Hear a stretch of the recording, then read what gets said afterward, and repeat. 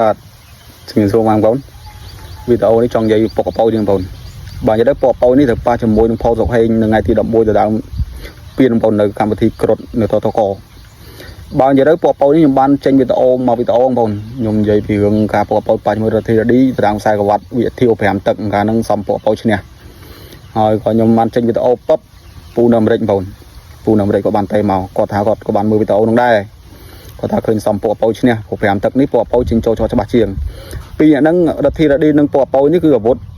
វាយចេញលឿនដូចគ្នាតែគាត់ថាអាវុធពកកប៉ោគេរៀងវែងជាងហើយគេវាយចំគោលដៅច្រើនជាងអញ្ចឹងខ្សែក្រវ៉ាត់ហ្នឹងគឺខ្សែក្រវ៉ាត់នៅកណ្ដាលទេគឺជំរុះឡើងមកវាយទាំងអស់គ្នាទេអញ្ចឹងសំពកកប៉ោឈ្នះហើយពូនៅអាមេរិកគាត់ថាក៏ឃើញអញ្ចឹងដែរអញ្ចឹងហើយចាំមើលឥឡូវគ្រូពកកប៉ោហ្នឹងគេបានដាក់ពាក្យបណ្ដឹងទៅសហព័ន្ធហើយអញ្ចឹងចាំមើលសហព័ន្ធគេកាត់ក្តីមិនបើសិនជាសហព័ន្ធនៅកាត់ក្តីឲ្យពកកប៉ោចាញ់ទេឆ្លងឆ្នាំនេះគាត់នឹងចុះពីអាមេរិកមកគាត់ស្នើសុំសហព័ន្ធឲ្យពកកប៉ោទៅដើមខ្សែក្រវ៉ាត់មួយខ្សែ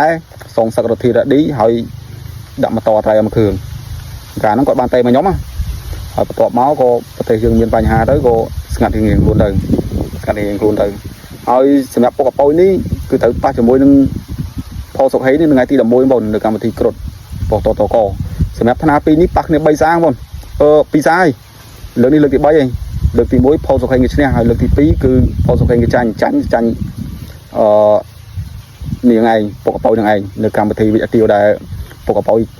របូតខ្សែក្រវ៉ាត់ដែលត្រូវទៅដើមខ្សែក្រវ៉ាត់ជាមួយរដ្ឋាភិបាលដែលចម្រុងចម្រើនហ្នឹងណា